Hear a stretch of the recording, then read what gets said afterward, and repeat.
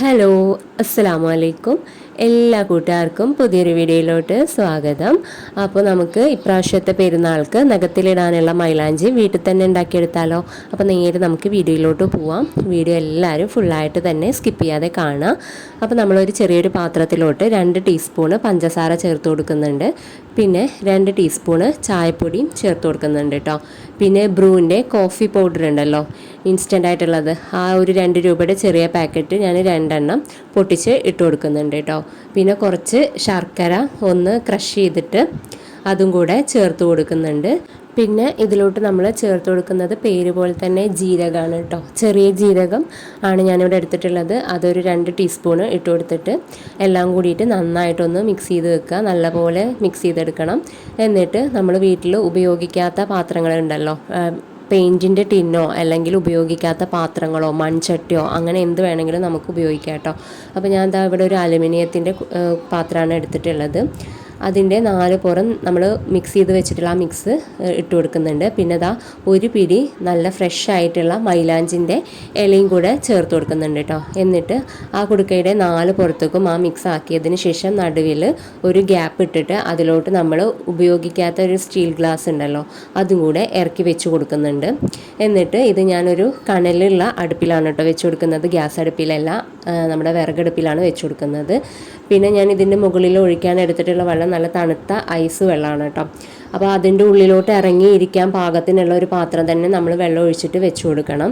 ഇല്ലയെന്നുണ്ടെങ്കിൽ അതിൻ്റെ എയറൊക്കെ പുറം ഭാഗത്ത് കൂടെ പോകും കേട്ടോ. അപ്പോൾ എയർ പുറത്ത് പോയി കഴിഞ്ഞാൽ നമുക്ക് ലിക്വിഡ് കുറച്ചാട്ടോ കിട്ടുള്ളൂ.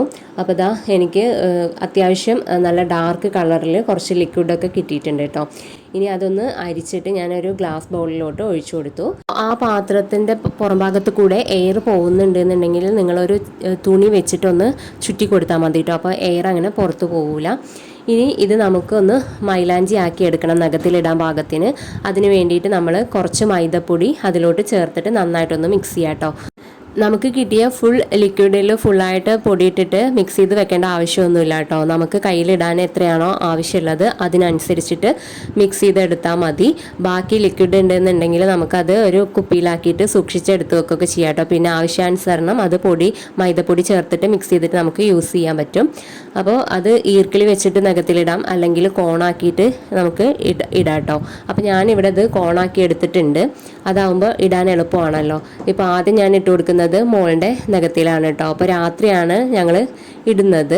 രാത്രി ഇട്ട് കിടന്നാൽ പിന്നെ രാവിലെ എഴുന്നേൽക്കുമ്പോഴേക്കും അത് നന്നായിട്ട് ഉണങ്ങിയിട്ടുണ്ടാവും കേട്ടോ.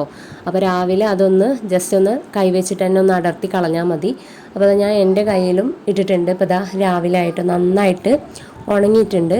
ഇനി അത് നമുക്കൊന്ന് അടർത്തി കളയാം കേട്ടോ. അപ്പോൾ നല്ലൊരു റെഡ് കളർ തന്നെ കിട്ടിയിട്ടുണ്ട്. ഇതിലും നല്ല ഡാർക്ക് കളറിൽ കിട്ടണമെന്നുണ്ടെങ്കിൽ ഒരു പ്രാവശ്യം കൂടി ഇട്ടാൽ മതി കേട്ടോ. അപ്പോൾ എല്ലാവരും ഇതൊന്ന് ട്രൈ ചെയ്ത് നോക്കുക. വീഡിയോ ഇഷ്ടമായാൽ എന്തായാലും നമ്മുടെ ചാനൽ ഒന്ന് സബ്സ്ക്രൈബ് ചെയ്ത് സപ്പോർട്ട് ചെയ്യുക, ലൈക്ക് ചെയ്യുക, ഷെയർ ചെയ്യുക. ഇൻഷാ അല്ലാഹ് നമുക്ക് അടുത്തൊരു വീഡിയോയിൽ കാണാം. താങ്ക്